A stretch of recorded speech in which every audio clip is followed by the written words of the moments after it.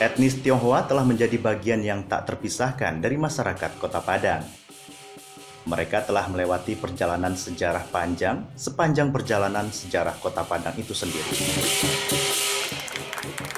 Belum ada kepastian mengenai kapan persisnya etnis Tionghoa datang ke Padang. Namun setidaknya sejak abad ke-17 sudah terdapat pemukiman etnis Tionghoa di pantai barat Sumatera, termasuk Padang. Menurut dosen Universitas Negeri Padang, Erniwati, yang fokus menekuni sejarah etnis Tionghoa di Sumatera Barat, etnis Tionghoa telah menetap 8 generasi di Kota Padang. Penulis buku Asap Hio di Ranah Minang tersebut mengatakan, kedatangan orang Tionghoa di Padang tidak lepas dari motif ekonomi. Pada masa lampau, Padang merupakan kawasan yang ramai dengan aktivitas perdagangan. Hal ini mengundang banyak orang dari berbagai daerah untuk datang berkunjung. Ya, sejak kapan perkampungan Tionghoa itu dibuat? Itu sebetulnya jauh sebelum Belanda membuat camp, sistem perkampungan atau weekend steel. Sebetulnya orang Tionghoa itu sudah ada di sepanjang sungai. Bahkan mereka juga ada yang sampai tinggal di daerah pedalaman karena mereka memang tujuannya datang ke Nusantara adalah untuk berdagang, untuk mendapatkan kehidupan yang lebih baik daripada dari kampung halaman mereka. Di Padang, etnis Tionghoa terlibat secara aktif dalam kegiatan perdagangan. Mereka melakukan kontak dagang dengan penduduk Minangkabau hingga terjalin hubungan yang saling menguntungkan. Walaupun sama-sama memiliki keahlian berdagang, orang Tionghoa dan Minang punya hubungan yang saling mengisi. Dengan dukungan modal serta jaringan yang mereka punya, para pedagang Tionghoa mampu menguasai perdagangan barang impor di Padang. Pada abad ke-19, Padang telah menjelma menjadi kota yang majemuk. Penduduknya terdiri dari berbagai etnis, yakni Minang, Tionghoa, Nias, Tamil, dan Jawa. Pemukiman orang Tionghoa terkonsentrasi di kawasan yang kini dikenal sebagai Kampung Pondok. Selain faktor kecenderungan manusia yang ingin hidup secara berkelompok, pengelompokan ini tidak lepas dari kebijakan pemerintah kolonial Belanda zaman itu.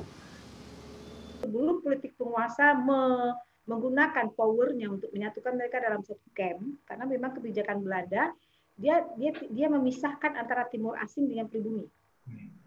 Nah, orang Tionghoa masuk dalam kategori timur asing, salah satunya Arab, India, dan itu juga dibuat perkampungannya, ada perkampungan Arab, ada perkampungan India, ada perkampungan Jawa, Nias. Di Padang kita bisa temukan itu di daerah sekitar pusat kota. Hubungan etnis Tionghoa dengan etnis lainnya di Padang relatif aman dari konflik. Bahkan mereka telah mengalami proses asimilasi dengan masyarakat Minangkabau yang merupakan etnis mayoritas di Padang.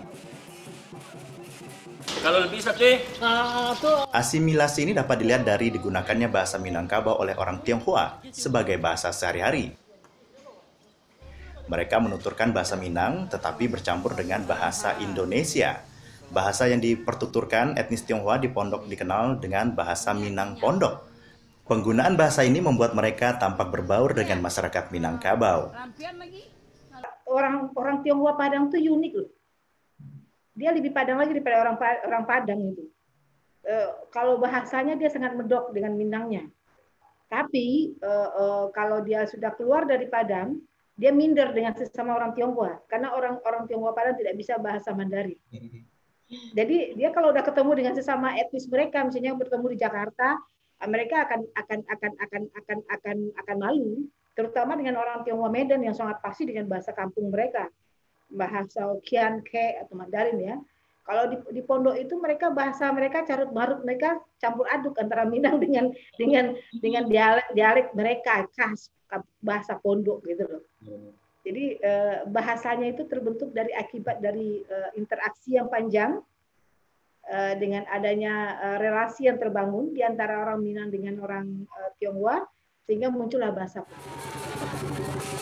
Erniwati mengatakan relasi yang terbangun antara orang Minang dan Tionghoa sejak berabad silam membuat hubungan antar etnis ini berlangsung harmonis.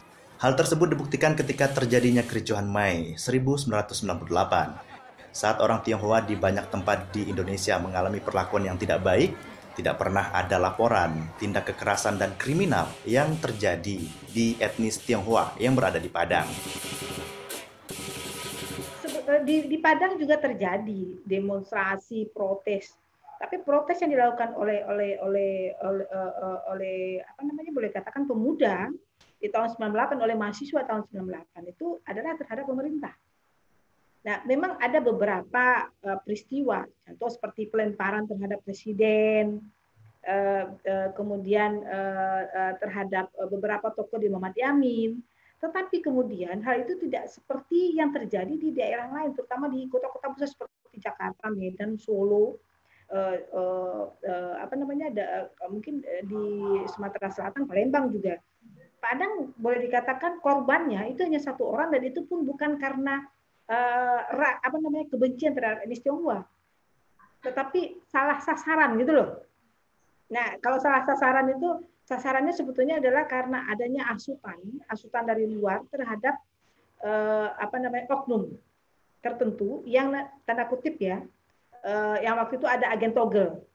Nah, jadi itu yang dicari, tapi ternyata salah sasaran. Yang kena adalah pastor. Jadi rumah pastor yang kebakar gitu loh. Jadi korbannya di situ. Nah, kalau untuk yang lain, kenapa tidak parah? Karena seperti yang saya bilang tadi, bahwa orang Tionghoa dengan orang Minang itu dia mengalami sebuah kerjasama. Kita lihat di toko-toko Tionghoa, pegawainya adalah orang Minang. Ya kan? Artinya apa? Artinya mereka saling mengisi di situ. Ketika ada kejadian demonstrasi, ada peristiwa, mereka mendengar saja itu pagar betisnya ada jalan, para pegawai sudah berdiri di depan. Bagaimana? Tentu saja itu akan mengganggu ekonomi mereka, dan itu salah satu dijaga oleh orang Minang. Dan orang Minang itu bukan orang yang asal sasaran. Mereka sangat rasional di dalam melihat situasi politik. Makanya orang Minang tidak mudah untuk diasuh. Dalam hal perayaan Imlek, etnis Tionghoa di Padang diberi kebebasan merayakan Imlek walaupun dalam ruang terbatas, yaitu di sekitar pondok.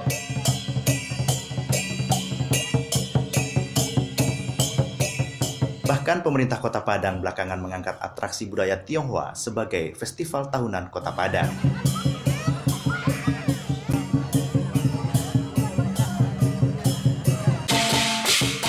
Bermukim dan tinggal selama 8 generasi membuat etnis Tionghoa di Padang merasakan kota mereka layaknya kampung halaman.